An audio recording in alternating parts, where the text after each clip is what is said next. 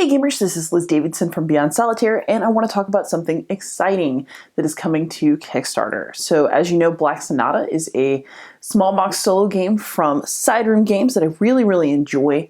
If you haven't seen my playthrough of that from the first Kickstarter campaign, I've put it in the show notes below. But now there's going to be an expansion, or more like a set of expansions. The Fair Youth. There's actually a lot going on with the Fair Youth, so I'm going to walk you through each of the mini expansions one by one so you can get a sense of what's in the box. So here's the base game all set up. As you can see, the production turned out really nice. It's a lovely board. Here's our pawn, our Black Lady clue cards, our fog deck cards, our search deck, and the location deck, as well as all the tokens that'll help us figure out where the Dark Lady is. So this is what's in the base box. And again, if you want to see my playthrough of just the base game, that is in the show notes. But let's walk through what you'll be getting in the expansion. So as I noted, there's several mini expansions in the expansion box, but the one I'm personally the most excited about is the Darker Ladies. So these clue cards over here are the original ones from the base game that have these sort of flower suits. And each card is going to give you some characteristics of the Dark Lady and then tell you what symbols this card over here shares in common with other cards from other suits. So you're basically using your powers of deduction to figure out which symbols are on the Dark Lady card that's hidden from you and thus figure out her identity. The Darker Lady cards have a different set of suits on them, and they're meant to replace the cards from the base game to give you a little bit more variety and also to provide some more challenging deduction puzzles. So as you can see here, instead of flower suits, these Dark Ladies have just card suits, and it's basically the same general idea. There's symbols on each Dark Lady card, and it'll tell you what is going to match from other suits. But because of the way these are set up, the deduction puzzles will be a little bit trickier. One of my biggest concerns about the base game also was that it would be too easy to memorize which Dark Lady was going to be on which card. I'd played it a bunch of times in a row, and having some cards to switch out with and freshen up the puzzle is exactly what I personally wanted. So while you can either play with the Dark Lady cards or the Darker Ladies, and you don't mix and match those, the rest of the mini expansions in this box are in fact mix and match. So I'm just going to work through those one by one.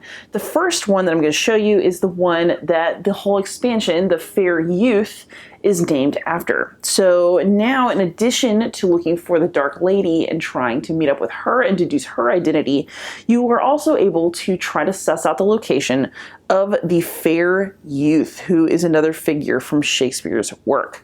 And the way that's basically going to work is you have these Fair Youth cards. If you want to play with the expansion, you just randomly choose one of them and you set the rest aside. So basically with the Fair Youth expansion, you're looking to see where the Fair Youth went, and in every location you visit on the map, you can ask which way he has gone. And the way that you check directions is very similar to the ingenious way that you search for the Dark Lady in the base game, which we'll just review really quick. So let's say that we are at Cornhill. There are coins here, and we want to find the Dark Lady. Is she here? So what we would do is take the search card that we currently have for the Dark Lady, put it on top of the Cornhill location, and flip it over. And ta-da! Through the keyhole, you can see that the Dark Lady is there. So in addition to the normal searching for the Dark Lady that you do in the base game, with the Fair Youth you do something similar. So in his case, we're going to put him on top of Cornhill, just like we put the Dark Lady on top. And we'll flip him to see which symbol shows through the keyhole. So in this case, we're seeing a cross. So we know that from Cornhill, he went towards a cross. So he could have gone this way, or he could have gone towards St. Paul's. And basically, the Fair Youth card will have all the symbols on the back, and each of them is going to line up with the keyhole on one of the locations in the location deck. The other thing that's sort of fun is that just as you have these Dark Lady tokens to indicate where the Dark Lady might be based on the symbols in the cards, you can also use arrows to show which way you think the Fair Youth might have gone. And so you have sort of a map of where his potential routes to his hideout would be. One warning though, if you are in the location where the fair youth is actually located, then the person that you ask for directions will actually tell you which direction he went when he left last time. So you can get a bit of a runaround and you have to be paying really close attention. You can confront the fair youth just like you do the Dark Lady and score points in your game. And you get bonus points if you manage to confront the fair youth and the Dark Lady when they are both in your location. Another new mini expansion is called the Rendezvous.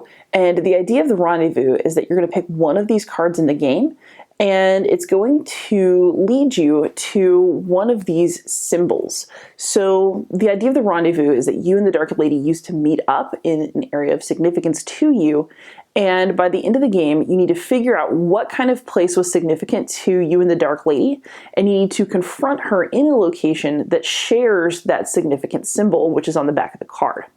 And once again, you're using that same keyhole structure to try to search for the symbol of importance. But in this case, what you'll do is you'll combine your rendezvous cards. Let's say we just chose this one.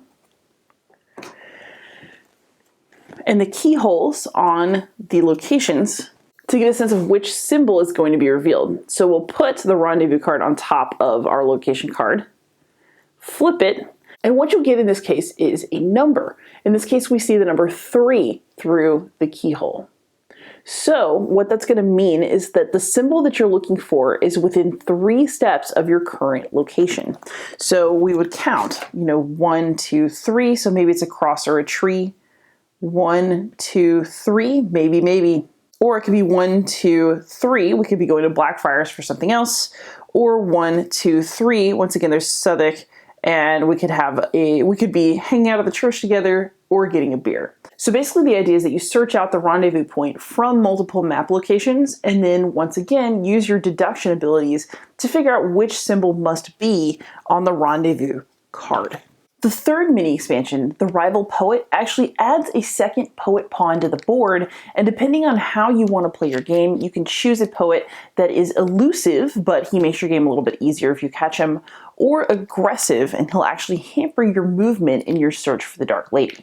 So let's say that we did start here on Cornhill, then we're going to put our elusive or rival poet over here at Clerkenwell, the other blue location. So it's a color-based start point. But then what will happen is that your rival poet will move around the board as you move, but in different ways. So the elusive poet will always move away from you, but if you manage to catch him, then he will give you an extra clue card about the identity of the Dark Lady, so he can make your game a little bit easier. The aggressive poet, on the other hand, blocks off whatever location he is in.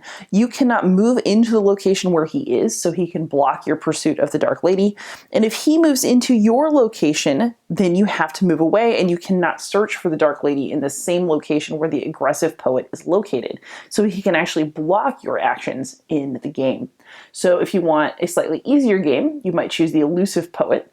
If you want a more difficult game, then you can bring in the aggressive poet who will actively block your movements.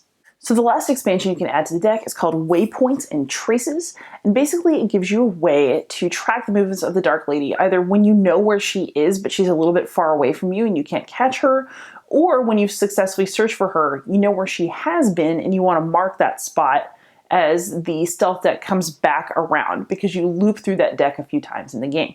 So for example, if I feel absolutely sure that the Dark Lady is currently at Cripplegate, I can pop this card into the stealth deck at the Cripplegate spot and then put a token here to warn me that that is exactly where she is. It'll help track her. If I know that she's somewhere that I cannot reach right now, I can also put a corresponding token on the board and place this card in the deck, either 3 or 5 movements away. That way, again, when the deck comes back around, I get a warning. Hey, you've got 3 turns to make it over here. Hey, you've got 5 turns to make it over here.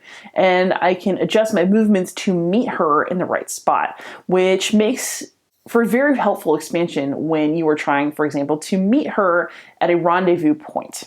So one of the things that was stressing you out about Black Sonata was that it was hard to remember the things that you learned before about the Dark Lady's location. There's now a mini expansion to help you with that.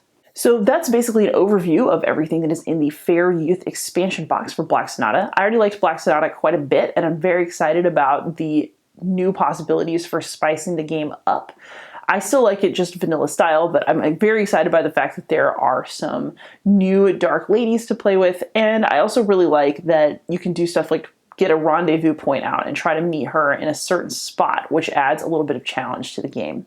Although it is advertised that all of these expansions are mix and match, so you could just throw them all in together or just play with whichever one or two you want, I recommend starting small and just adding 1, maybe 2 to the game and then seeing where it goes from there. But yes, I personally am very excited there's going to be an expansion of Black Sonata. I already think it's an amazing solo game, and the ability to make it even more entertaining is something I very much welcome. I hope that you guys are excited too, and happy gaming.